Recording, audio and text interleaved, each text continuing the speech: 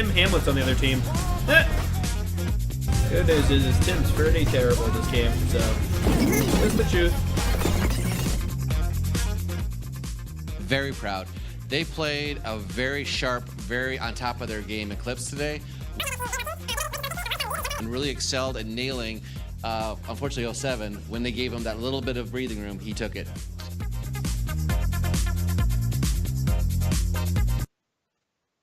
Hello everybody and welcome back to the Community WGLNA show. I'm Tim Hamlet and I have Ted Arundel there on my left or right, or whichever way you want to look at it. Ted, how you doing today? I'm doing pretty well, Tim. How you doing?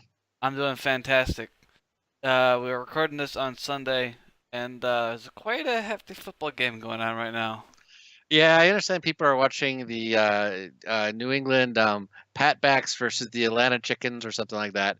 But I'm much more concerned about tanks. If you want to go to Twitter, they just had a poll on World of Tanks with the two teams that are playing and tanks. I chose tanks. Over 50% of you guys chose tanks. And most people I know who aren't diehard sport fans, if they're watching for the halftime show or for the ads. And World of Tanks just has some cool ads this year. Yeah, But, I was at work earlier. I watched about 50 different ads in somebody's YouTube playlist, and some of them are good, some of them aren't, and some of them are pretty badass, like the World of Tanks ones. Yeah. And if you're not sure, go to Tanks Rule. And let me get the exact address for you guys. But it's too late already because the game's over and they probably have pulled the ads by now. So hunt them down on YouTube. But they're fun to watch and everything. But we're more concerned about what happened last Thursday and what's going to happen this upcoming Tuesday. Why is this important? Well, in the scheme of things, the first match of the second round robin of the season, aka second half of the season, started on Thursday. And the first match we had of the evening was Dare Rising versus 07. And in this match, we had the number 4 team playing the number 3 team. And why is that important? Well, right now, the number 2 team playing the number 3 team. The Dare Rising is tied with Eclipse right now. They needed to win to keep up in the race. As 07 Gaming is in 4th position, a loss here would drop them down if Aquatic M60s won. So it's very tight right now in those positions between ninth, from 2nd place all the way down to 5th place right now. It's fairly tight as far as the way things are. 5th place. It's pretty tight right now. Now, when the game started out, you had Derek jumping out to a 2-0 lead and then heading over to Proc and then taking a 3-0 lead. One would normally think this is where 07 would find a way to hold. They didn't. They lost both Proc matches and we're down 4-0. That's a rough spot to be in. On the return, though, on Mayans, some pretty crafty moves. I don't know if Dare was trying out a strat to see how it would go because they had You never know. Milo Putin was in the Yag Panzer E100, and the idea was that they put him on that west cap, hull down with that really tough upper front glacis on the E100, the Yag E100, and the cap. The problem is, in response to that, there's a grill in the perfect spot, and Fosta in the M40, M43 decided this would be the game where he decided to demonstrate how to arty. 07 won, but he did 5 points under 3,000 damage. He did 2,995 points in the M40, M43, getting 139.9 points in an artillery piece. Oh my. Yeah, he wrecked. I don't know other way to do it. They almost aced him. The only one they lost was major issues, and that was in the middle of the cleanup at the end. So that was pretty good. However, after that, it was you would think a second Mines match, you're going to be defending. Dare should strong enough. Nope, 07 pushed it. And in a really tight match, go watch the replays because this is a really tight match. Mako's major issues at one point were in a 3-on-4 situation. They lost Ledif, but they took out 2 of the enemy, and in the end, they managed to take out Newt. I think he was the last one standing for them to get the win for 07. So that made it 4-2. Then they went over to Miravanka, and so far this season, I don't think Miravanka is 07's map. No, I've noticed that. Honestly, it's a tough map. It's a tough map to play. It is, but it was called right. It was a good play by Dare to close it out, so they win 5-2. With the funny thing is the overall stats leader was Newt on the night, not Milo Putin. And it might be just the way that the positioning went and the fact that he managed to live longer than everybody else. But Dare did. They had the top point leaders for that match, as one would expect, since you won 4-2 and everything. Right. It's we called it. We thought 07 might push it more, but it was Dare Rising's match to lose. They played well enough. 07, they need to beat a top 14 if they want to assure themselves an automatic position. They need to beat one of either Apex, probably not going to happen. Eclipse, not quite as likely, but No, not a quite better as chance likely, than but Apex. it depends on what Eclipse shows up, Yep. as we've often said. They lost Dare, and then they have Aquatic M60s, the closest person to them right now. We're going to talk about shortly. So they need to beat one of those teams to assure themselves a positive playoff positioning. Now, as we move down to the next match, where you had where you had a pretty interesting Apex versus Valence. Guess what happened, Tim? Apex stomped Valence 5-0. Oh wait. Yep. Oh yeah, they did. Yeah, it was pretty definitive. Sorry, It wasn't that Valence. Valence. No, it was definitive. With External being the top point getter, Canadian Impact, God Emperor, Brett, Knox Mathis. There just wasn't enough matches to really get a lot of points out of this. However, at the same time, Oxmanthus was in 4th place and got 248.2 points. You know what's 248.2. External got more points in 5 battles than Newt did, if I remember correctly. Well, hold on, 322.3 points. If I remember correctly, that's more than they got in the match that went to 7 battles. Oh, not quite. Almost, Nuke got 395. Barely. Yeah. That But the that's awesome. average points, yeah, that's really good for External. But that's something that you should really look at with Apex, is it's not always the same person excelling. The whole team is full of all-stars. Yes. So it's not that External isn't one of those all-stars, but it's normally the names you hear are Brett, Canadian Impact, Ox, Dodoma. Those are the names you hear. And counting anyone out is silly. So congrats to them on that win. That's an important win for them because that continues their role now that they've won 50 matches and only lost 6. Right. So that's pretty definitive. We'll be talking about next week in a little bit, but because next week's going to be probably their biggest test of the season so far. But let's move on to Top Tier versus Aquatic M60s. And this is a match a lot of people, myself included, thought it could go long. Could go. And, could. yeah. Emphasis on could. Well, Aquatic M60s played really aggressive, again in a form that they do pretty well, and they took it on the attack. They got the win. X-Soldier tried to run away at the end, but it just wasn't enough. That the cap out happened. That just happens sometimes. On the other side, Aquatic M60s were effective in defense and managed to get the win there. There was some strong play on that one from Feel My Potato and a Kravwagen. Yep, that's something like that. We moved on to Cliffs. You had, again, Aquatic M60s getting a win thanks to Dark Ninja. Strong play from him as well as Veggie. But then they got to Cliff. And then everything goes. Well, Top Tier plays Cliff very well. They do. They're one of the teams out there that's scary on Cliffs. And they managed to win. As defenders, they got the timeout, which is good. And then on that's pretty big. Now remember, Aquatic M60s had won as defenders on Cliff, so that made it 3-1. But right after that, they got to Himmelsdorf, and again it was Top Tier winning, bring it to 3-2 on the attack, which is harder to do statistically than defending. Yes. Battle 6, Aquatic M60s gets a win on the attack. Again, a more difficult form.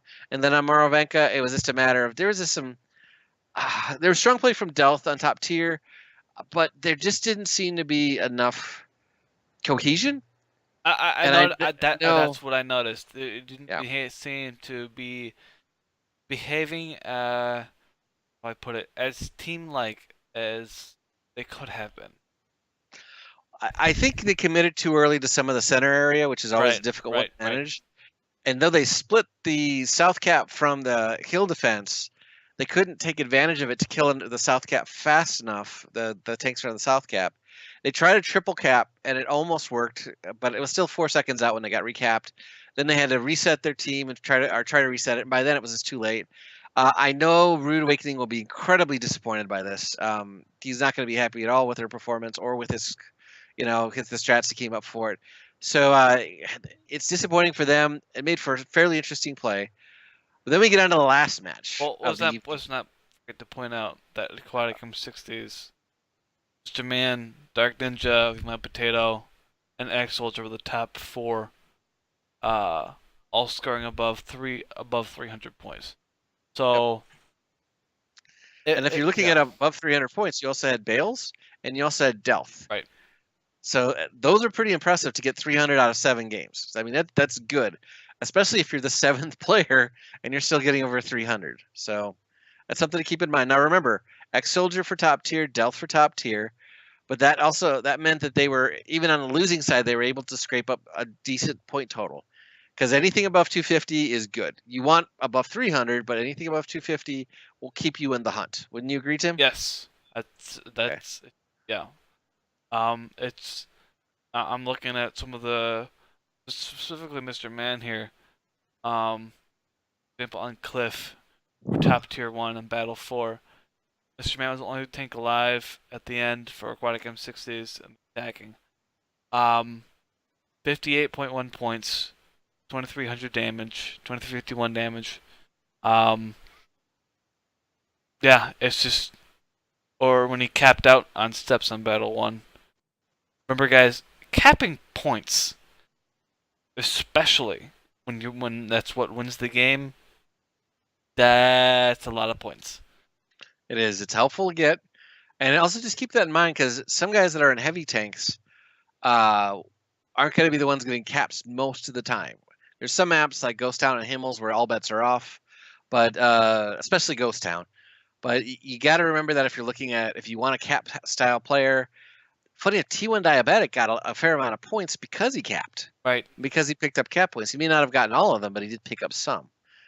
Now, moving on, the match that, he had Eclipse versus Rival Simple Tankers. And we both kind of predicted 5-1, 5-0 hammering. The good news is there were certain matches that were encouraging if you're an Eclipse fan. Encouraging. Sorry, if you're Rival fan. Yeah, encouragingly close. Now, a good example, the only one they won was Battle 3 on Himmelsdorf. It was some pretty smart play. It was a match that Eclipse shouldn't have lost because they set up by the 1 cap, and they were the defenders. However, the swing move that that Rival pulled, was just so incredibly sweet and effective in the way that they attacked on them. And then a known one and Knight were the only ones left alive for a Rival. But the way that they played it, it's old school Rival. It's simple, quickly effective move for them. But there's just, well, then again, you beat Eclipse on Himmelsdorf. That doesn't happen very often. Well, it's something that I agree with Randall Rukil Holcomb when he said that Rival is missing a second move. When we've discussed it here on the show, they get their first move off, it's brilliant, they have an advantage, but they can't shift into the second attack or rotate fast enough to counter the other team's rotation or their counterattack on them. And this is the case again, because when allowed to dictate, Rival can beat you. When they're not allowed to dictate, they haven't won. They just have a struggle with that. And Eclipse, if anything, is a team that will attack you when they're ready, when they have 3 guns to 1, when they have angles on you, when you don't have a lot of shots on them because of buildings are in the way. By excelling in that manner, Eclipse has gotten themselves back up to, again, stay tied with Dare Rising at second. And that's impressive because Dare Rising had won earlier. And now, in the end, actually, they were actually faster in the win than they were, and Dare Rising had a half-hour head start. So just remember that. That's how fast that the matches went. Right. But it's sad to see with Rival, but they have 6 games left now, and they would need to win 4 of them if they want a chance. Yeah. So we're gonna keep track of that. Now, speaking of keeping track of something, Tim's about to get excited. So this week for Where's You, we have to give a codicil, an asterisk. I try to do something like that. Asterisk, if you will, because only picked 5 players, and he said the system locked him out when he tried to add 2 more at the end. So he And says. I believe him, honestly. yeah, and so that happens. He's locked out. He's only got 5 picks. He dropped to, I think he's now just around, I think 201 or If I can 202. spell his name. YOOTT. See, he's 226. Yep. What So I'm what players did he have? He had My Little Putin. Okay, cool. Mr. Man, good. Dark Ninja, smart. Active Putin, okay, and Ledev. Not bad. Yep. No. I mean, if you had to pick 5 out of 7, that's a pretty solid 5 to pick. Very solid. I'm only 30 spots behind He him. did better than he did on Tuesday. Yeah. Well, Tuesday, no one did well on Tuesday. No one let's did be well on honest. Tuesday. So I mean, just I saying. was up to 330. I'm down to 260 now. Tim, you said you're at 190 something? 191. And I'm how many ahead of points you do you have right guys. now? What's your score at the moment? 17,407. Yep. I'm on 17,1964. But guys, we're still competitive. It's still close. I think the guy in first is 900 points ahead of most people, Wally. So there are chances for people because there are 6 match days left. Or so let me put it this way: the teams will play 6 more times because we're going to be slowing down shortly. And what I mean is you'll have 2 matches a night and get to see both those matches. So if you have a favorite team that you've been bummed that you haven't been able to see on broadcast, guess what? You get to This see it Thursday, now. Yay. Yep, you start to see it, which is important. You get more exposure for the teams. You get more of narrative out of this casters as they're focusing on these 2 matches. They don't have to worry about off broadcast matches and stuff. So that's a lot of fun, and I'm really excited to see that come up. But with you there, that means he's striking distance for me, and more importantly, Tim's ahead of him. Tim's definitely ahead of him, which I'm sure Tim's going to enjoy. Oh, I enjoyed until it as soon as I saw it when I woke up. Yep. What, Wednesday morning? Yay. Yep. Now we get to the matches. Now we're going to look at the matches coming up for this Tuesday. So it's Sunday for Tim and I right now as we're taping the show for you guys. And Tuesday is the 7th of February. Why is that important? The first match is the most important match. It's probably the half season so far for the leaders. If you're interested in that stuff, Tim, what's the matchup? Eclipse versus Apex. Everybody's Yep, been dying to say this for because the only like, team that has forever. pushed Apex to 3 losses so far. Everyone else has done 1, if they've been lucky to do 1. So let's put this in perspective. Apex has now played 8 matches this season, and they have dropped matches out of those 8 matches. They've only lost points in 4 of them. So just keep that in mind, guys. Eclipse, they're playing well. They got pushed pretty hard by top tier when they were down 4-2, and they fought their way back. They endured in a very difficult situation. But this is the main event. This is what a lot of people think the grand final at the end of the season is going to be, is these 2 teams going head to head. May very well be. There's a chance of it, but always remember this: favorites don't always perform on the days they need to perform.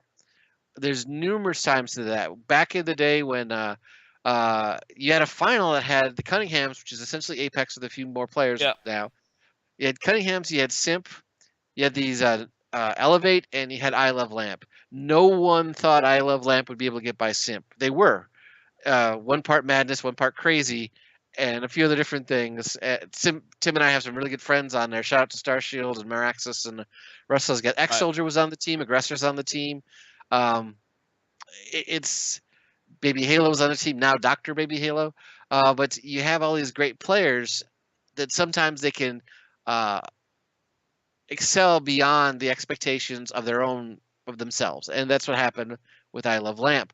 That means that you can get the number 4 team on paper when you go into a final, and they can be the one that wins it all. Eclipse is another good example of that when they went to the finals back in Vegas, the year they went to Vegas for that, or the latest Vegas ones. So that just tells you anything can happen. So as much as these 2 might be there, they might not. But Tim, what do you think are the key points to this match coming up on Thursday? Lineup and maps. Those are the 2 things. Lineup, who's coming, who's not, who is predictable and who's not, and what maps are you playing? Because there are certain maps that are going to be Both teams have map strength. Right. These two teams are both teams are incredibly successful on Hamelsdorf. So Yes. expect that to be played more than likely, because each team thinks they're better than the other one on Hamelsdorf. Himmelsdorf loaded with autoloaders. Loaded with I autoloaders. don't think they're gonna. I think you'll see 113s. You'll see, especially from Eclipse, you're gonna see. I think people in Veteran in the past have played the 215, the FV 215s for that rate of fire. Yeah. Effectively. So yes, you'll see some autoloaders, but they're not going to be the dominant tank in that. There's going to be a good spread of it, and I can't see anyone trying to brave out a mouse strat, because you can't shift to the one cat fast enough. No, you And these can't. teams they know how to draw people out, so both teams would take full exploit that fully if someone tried to pull that on them. The key people, if you want to know who to watch out for, T1 Diabetic has been playing amazing lately because he's no longer calling. It's Tigers calling right now. So with Tigers calling, Diabetic is just back to playing really well, and he's doing exceedingly well.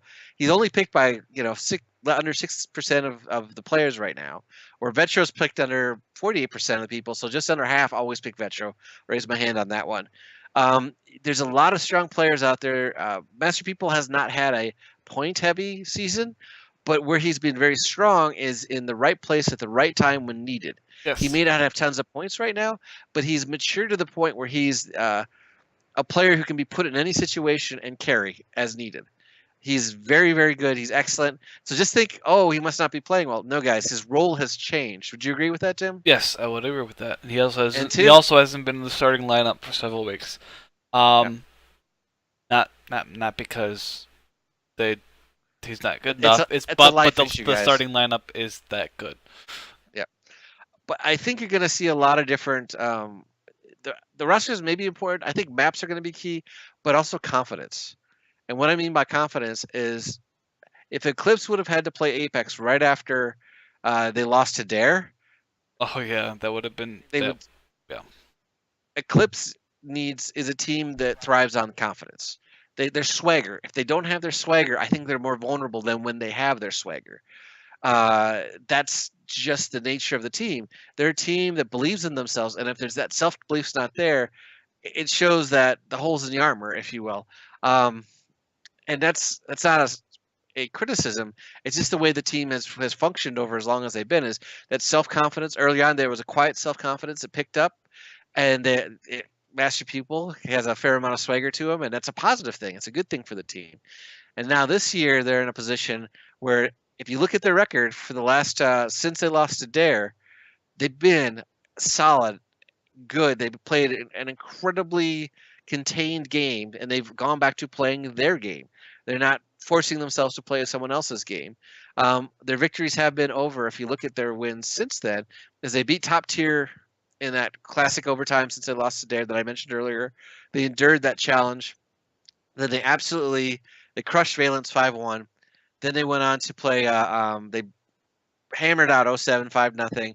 They won again 5-1 versus Rival. So they've been on a tear. That self-confidence may be there. On the other side of the thing, you have Apex. If they will not be overconfident for Eclipse. They know this is their challenge. They are there to handle their business. Yes. They are as professional a team as we have, and perhaps have had, maybe even since back in the Fnatic/Fulcrum days. As far as this being a pure professional team with attitudes in check, with aggression controlled, with strats and timing and everything. I know Tim believes that Eclipse has. Do you think Eclipse will win, Tim? I'll just put it directly to you. Yes. Okay. Now, Tim is talking not both. I'm going to make the assumption, because I know Tim, and Tim's a big fan of Eclipse. Tim is making this decision both with his head and his heart. Now, or is it more heart than head, Tim? It sounds like I'm deciding to get married or something. Well, you're married to it's your favorite team. Am I not wrong? Okay. Yes. Very much. When you have your favorite team, sometimes, and trust me, guys, remember the number of times I said I'm picking with my heart over my head? I think I'm 1 for 3 with that so far this season, to give you an idea of which one you should pick with. But I'll let Tim make your arguments. What do you think are the best arguments why Eclipse will be able to beat Apex? If anybody can, they can, and they mix up the one up a little bit. when they played Apex earlier in the season, it was they lost 5-3. It's gonna be closer now. Um, it's just the way Eclipse is. They learn, they pick up, and they roll on. Um, and plus the fact that Eclipse is coming off of winning both against Rival and O7 and Valence and Top Tier. Yeah, they're pretty confident right now, and that confidence is gonna play a huge part. Um, as much as, and I agree with some of your assumptions that confidence will help out and they'll continue on. But then on the other side of things, with Apex, is if you look at who their top 4 players have been recently, it's a mix. It's not any one guy because as needed with Wally calling, and Wally's not afraid to make different calls to change things up. Because versus Dare, when Apex absolutely stomped them, if you look at the top point leaders, it was Ox Mathis and Nitz. Yeah. Now, then wall hacks, then external, and then the other popular picks have got Emperor Brett, Canadian Impact, and Dodoma. What likely happened there is Wally did different calls, switched things up a bit, and didn't allow Dare to even get on the board. Now Dare is tied for second, and they're not as an experienced team as Eclipse is. I mean, they've been around for a while just as much, but they don't have quite the championship experience, if you will. Right. But I think that's kind of what we'll see here. It could be a 5-2, 5-1. I just really struggle right now with the level that Apex is playing at, the way that they decimated Dare, just annihilated them. They've really done so. If you go and watch their matches, it's not them just being a level above everyone in skill set, and some of the guys are that level above. It's the way they apply that skill. It's their strats. It's the calling of Wally. It's the whole team. It's the confidence that Comps gives them and the way that he drives those guys to make sure they're at their best. If they get the win here, no one's going to touch them the rest of the season. No. Nope. It's going to be, if someone does, it'll be an upset, but they'll have the season in there because let's do the math. If right now they're 8 points ahead of the second place team. That's where Apex is right now. They're 8 points ahead of Eclipse and Dare Rising. They're on 24 points. Eclipse and Dare Rising are on 16 right now. So Apex wins. They're on 27 points. And even if Dare wins, they're still 8 points back. Eclipse then has to worry about getting that second slot. So that then the focus becomes much more, the onus gets much more on Eclipse, just maintaining that second slot so they don't have to go through the playoffs. Yes. So as much as this might be, this is a match where, again, I'll use the phraseology, the idiom, if you will, that Eclipse can't afford to lose this match. But then again, if they do, it's over. Their chase is done because then being 12 points behind, or sorry, 11 points behind the nearest team or the first place team, with only at that point it'll be 5 matches left.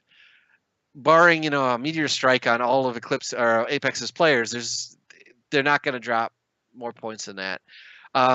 This is why it should come. We're talking about this because this is incredibly important for the rest of the season, how things shake out. Eclipse wins this match. Even if Dare wins their match and they're still tied, it gives them a boost of confidence and they become a harder team to beat the second half of the season. And it may shake Apex's confidence. We don't know. That's why we're there. I just think right now Apex is way too professional, way too well managed, well called, and their players are just hitting their stride so effectively. I just don't see them losing on Tuesday night, and that's using all the logic that I can, being dispassionate, and I think But the great thing about the WGLNA, and we talk about this a lot, anyone can win on any given day. So that's why we're going to tune in and be excited about this match. But with that there, Tim, who are you going to pick out of this match? Who am I not going to pick out of this match is the question. Ox and Brett are my top 2 picks for Apex. I might switch one of those out for Canadian Impact since how he's been last couple match days. As for Eclipse, it really does depend on their opening lineup. Metro and Photo / T1. Master Pupil, of course, if he's in the starting lineup. But yeah, it's gonna be a great game. And even if it is only 5-3, there's gonna be a lot of points still here. It should be. I like Ox in this match because if Ox doesn't get a lot of points, then it'll probably be Brett who gets a lot of points. So I'm probably going to go Ox and Brett, just simply because if you watch their positioning and everything like that, Eclipse gets good. We're going to focus out Ox the first thing every game, and they can do that, but it's going to cost them an exchange. And what you want to do is to be the one reaping those points for that exchange. God Emperor Brett will be right there with him to collect those points. That's why I think it's important. Canadian Impact can too. The one reason I'm picking Brett over Impact is Impact's playing a lot of heavy tanks right now, and less chance for massive amount of points as you can get in the autoloaders. Right. So that's my logical there. On the other side, Vetro, easy pick, because even he'll still get you 250 points, even if it's 7 matches and he doesn't have a good game, he'll still get you points, and that's important. As well as that, Photo Finish is a very safe pick right now, but I'm really tempted with T1 Diabetic because he's been playing so well right now. I was feeling that way too. I'm looking at him like, this If is a you tough decision. And if you want a dark horse, no Nick, no skill, wouldn't be a bad choice either. Nope. Because Currently picked by 3.11% of players. So if you want to climb up, he's got a good game. Yeah, so it's nice a way to high do- points. So Yep. Absolutely. But it's going to be tight. It's going to be fun. I have 2 people in my lineup right now. I'll probably end up with at least 3 from that match. But as we're going to move on to Aquatic M60s versus rival Simple Tankers. Now, historically, when Aquatic M60s plays teams lower than them, once or twice a season, they're going to drop points. They just have struggled on occasion with the teams they should beat. Now, by paper, they should beat Rival tomorrow. of course, If Rival shows up and is consistent with those second moves, they can beat Aquatic M60s. if they pull off an old school move like they have been doing in the past. A few. Well, and just clean moves that are that have alternative attacks if the initial one doesn't work. So counter rotations, counter attacks, baiting, switching, everything that you need to do in the game to get the most out of your team. Okay, that said, I can't see Rival would have to play their very best to beat them, and I'm still going to go 5-1 for Aquatic M60s.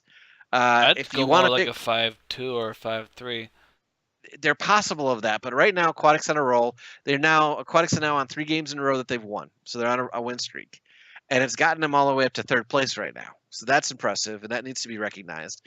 Now they have officially 4th, but you have the 2 teams tied for 2nd in front of them.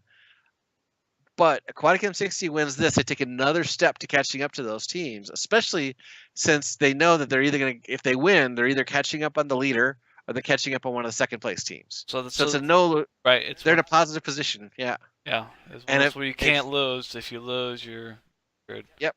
And they want to win. And this is probably their perfect night because later on, we're going to talk about in a little bit, Top Tier plays Dead Rising, and that could be a match that Top Tier or the Dare loses and Top Tier wins. We'll get into that more in a second. Out of this match, I got to pick Mr. Man simply because he's always getting points, Yes, even on and I 5-1 probably will matches. too. Yeah. I think he's a safe pick for this match because he's just been excelling. However, Bales is another good pick. Don't forget about him, and so is Dark Ninja. So any of those 3 guys, you should be fine. I wouldn't go all 3 because it's normally 1 or 2 of them that does the most, and then the rest of the team falls off. Yeah. But I would say that's a safe one. And again, if you're looking at Rival, there's options out there. Exo's a good one, and there's other options, but I wouldn't. And someone's gonna say, what happens if it's a breakout night? Well, then you think about it on Thursday, because what you're looking for in a WGLNA, especially in fantasy, is consistency. And right now, they're just not scoring enough points, and that's because they're not winning, and that's the struggle right now. And moving on to the next match, this is an interesting one. It's 07 versus Valence. Yeah. I think, because you have right now, when you look at the standings, you do have I wouldn't say they're struggling, but they've dropped I believe they've dropped their last 2 in 07. They lost to Dare Lost on to Thursday. Dare and lost to Eclipse. Yes, they did. And then before that, they beat Rival 5-3. They also beat Aquatic M60s. Yes, they did. And it's not knocking it. They're a very, very good team, but they need to find, after losing 2 matches in a row, one of them was a match you kind of expected them to lose, and that was against Eclipse. But their loss to this coming week against Dare, I thought that was an opportunity they had that just didn't pay out for them. But when we're looking at this coming week, they're going against Valence. Valence has only won 2 matches so far, one in overtime and the other one versus rival. So they've only squeaked out 4 points. They're 5 points. They're 5 points behind top tier right now in 6th place. They desperately need wins, but I'm still going to go 0-7 to win. And I'm probably going to go 5-2, maybe 5-3 at most. I'd say that's a safe bet. And again, some people are saying, well, Ledeff's not getting as many points as they have recently. Well, yes and no. He's still their points leader. And Makos is a good pick. Warbandor and Kamador have all set up at different times. And if you want the pick that's not picked that much, it's Kamador right now. He's only picked under 9% of the folks out there. With Ledeff, who is the points overall leader right now, picked by 53%. So pick your players carefully. On the other side, Spooky is a safe pick, I think, if it goes long. This might be another team that, and I love these guys, that you decide not to choose. Their second place points guy right now is G-Forcer, only picked by less than 3% of the guys out there. So if they can make this long, that might be a good pick for folks to choose to get some surprise points out of. Oh, yeah. Now, these are surprise picks. I would only go with one, at most 2 of these surprise picks, guys, because if it goes wrong, you're in trouble. You don't want 130 points out of someone, which happened to me on Tuesday, because that'll really hurt you in the long run. Ask Cute how that feels. Yeah. Well, he just forgot to put people in as well. So, but yeah, it's. I think this is going to be an interesting match, but I don't think it's hyper competitive. The final match of the evening, I think, is very competitive and very interesting. It's going to be Dare Rising against Top Tier. Top Tier is incredibly dangerous because of the players, because of the strats taught up by Rude Awakening, and they can do the job when they need to. Dare Rising right now, they won. They did a great job on Thursday with their win over 07, 5-2. They should win this match, probably 5-3, I think. But if you're looking for players to pick, you can go with the Putins if you want. You can go with Putin, My Little Putin and Burden Fungus. I think definitely pick My Little Putin. Again, over 50% of the people will pick him, but he's good for that. The other one I'm picking is somebody who is the damage leader in the league right now, and that's Aggressor. Because when he plays, he's normally, so far per season, he's doing very well. So I'm picking Aggressor and My Little Putin. Those are 2 other ones I can confirm right now, because I think they have one of them will be the top scorer and the other one will be just underneath it. I think that's how it's going to play out. And on the other side, as far as looking at Top Tier goes, everyone's going to go, well, there's Muriel. Yes, Muriel's picked a lot by a lot of different folks. Oghaku was picked. He still got 250 points. It wasn't the longest match that they had recently. Delth is another good pick. Just verify that he's going to be playing. And those are the 3 guys I'd look out for. Tim, do you have any favorites on Top Tier that you're picking? Besides Delth and Delth and Pompous if they're both playing. Really? Okay. You're not going to pick Muriel? No. Okay. What's your reasoning, just to help people understand that how you have to think about this sometimes? What's your thinking on this? What's your logic? I put a lot of weight on who's picked by other people. If you want to get ahead, you can't pick what everybody else picks. And when it comes to Top Tier, a lot of people pick Muriel. A lot of people pick different people, and I might still pick somebody. But I think that Muriel's up there after a good performance on several nights. That doesn't mean he's as consistent as some of the other people like Delth. Delth's been consistent for as long as I've been watching Gold League. Yeah. Well, for points, and if you want consistency, Tim has a point, because he's on 45.6 points. Underneath him is Okaku on 46.5 points. So Okaku's in second place, but he's actually gotten more points on the average. Delth is on 42.8, and funny enough, its exits is on 47.1. So there's a better chance that he'll get more points for you, but he's only played in 79% of the game, so you're worried if he gets swapped out, what happens there?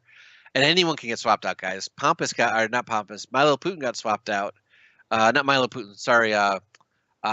Master Pupil got swapped out on Thursday.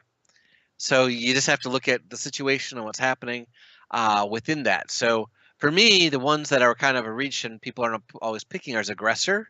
Yep. That's what I mentioned earlier. And I'm taking a chance on the Mr. Man match because I don't think as many people will pick him because he's in a match that could be 5-0 Nope. or 5-1. And you're speaking Mr. Man because he just doesn't let you down. His form right now is excellent. Now, on the team of played, Muriel is picked just under 40% of the time. The next most picked player is Pompous.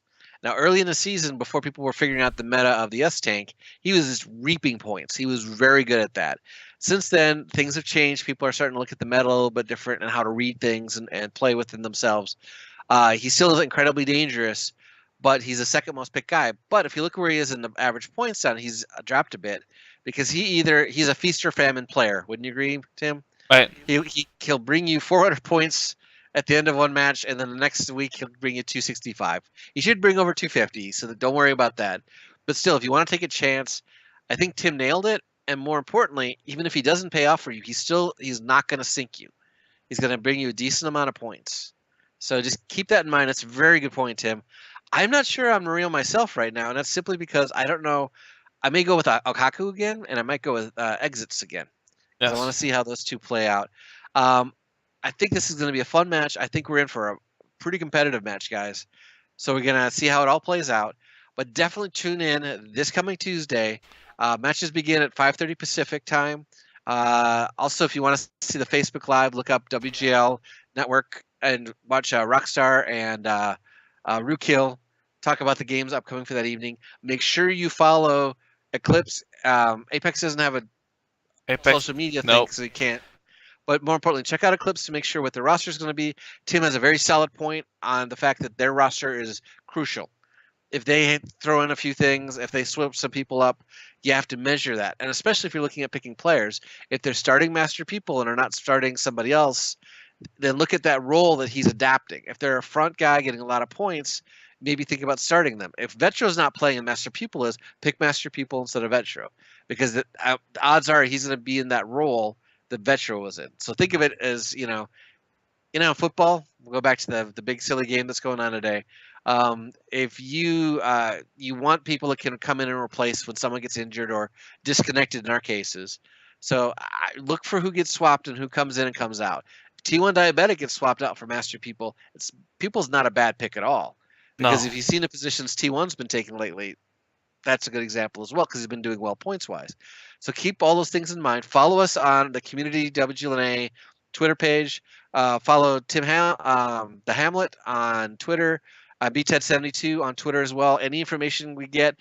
Tim normally does the data dump right now, so make sure that you're keeping an eye out for Tim's tweets because he's the one. I am unfortunately indisposed at that time and can't do those specifics. It's called having a job, isn't it? Yeah. Something like that. It is a job. Hey, there's something. Yeah. That's the nice part. But regardless of that, we're stuck in a situation where we need to. Tim will be the one getting the information out, and he's great at it. So keep an eye on Tim's Twitter. That'll be down below, I bet, because Tim normally is good at that. It's right above my left shoulder. Okay, so this on Tim, and but make sure you tune in, guys, because this Tuesday is going to be a fun night. We're going to see some amazing play, and it should be a good time. So, Tim, any last things to say before we wrap up for the evening? No, I can't wait. I might be a bit of a football fan, but I'm actually looking. This is going to be better than the Super Bowl, in my opinion. Don't kill me for saying that, please. Oh no! Well, and if you're interested right now, Tim, do you know what the score is right now? I did.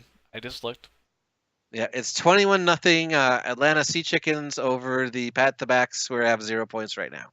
So it's more power to the. If you're a fan of this, awesome. I hope you're enjoying today. Recover on Monday and be ready for Apex versus Eclipse. The first match is the broadcast match of the evening, and then the following match that's going to be fun too. Make sure that you're checking out that the second match of the evening, the second broadcast of the evening, which is Dare Rising versus Top Tier. I think those might be the two best matches of the evening. I'm glad they're both on broadcast. It'll be fun to watch. Tune in, and we will see you guys again probably by Thursday. We'll drop before then, and then because we have a special match day on Saturday, you get even more of us this week. You get Oh 3 times this week. yeah. So it's not double your fun, it's triple your fun. And so it's going to be great. We'll keep updating you guys. Thanks very much for being with you. We are a community show. Without you, the community, we don't have a show. So, Tim, can you sign us out? Well, first, there was actually an ad that What the Tanks is running. Oh, Lord. No, not the one you're thinking of. About fantasy sports. That's exactly what I was thinking about, the fantasy one. You lie so horribly. Oh, no. The first time I saw the fantasy one, I'm like, Tim's going to like that one over every other one out there. And so I am not surprised, and I wasn't lying. I actually thought of the fantasy one. So the Stefedra one's funny. This is more apropos, if you will. Yep. And if I can actually get it to play the right one, I can actually watch it.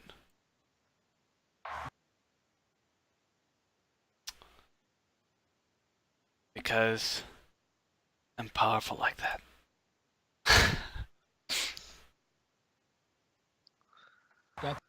At Fantasy Sports Bros, real bros like Chad Bradley play fantasy Tim's sports really is good. and act like idiots. In a world of tanks, tanks rule! Rated T. Tanks rule. You're a man who knows how to get things Oh done. my, not that one, please. No, not that one. Which one are you doing? It automatically transitioned to the one that we didn't want to show. Stefedra. Yeah. Yeah. These are all available on the World of Tanks YouTube page. If you want to go watch them and watch them over and over and over and over again, and then go tell at World of Tanks how awesome they are, you can go do that. Absolutely. I mean, I've seen enough of this one ad. Sorry. But, as always, guys, thanks for coming by. We wouldn't be here without you. And, it's got a little short since I need to get to bed because I get work at 4 o'clock in the morning. In the words of the great Tristan Toma, thanks for stopping by.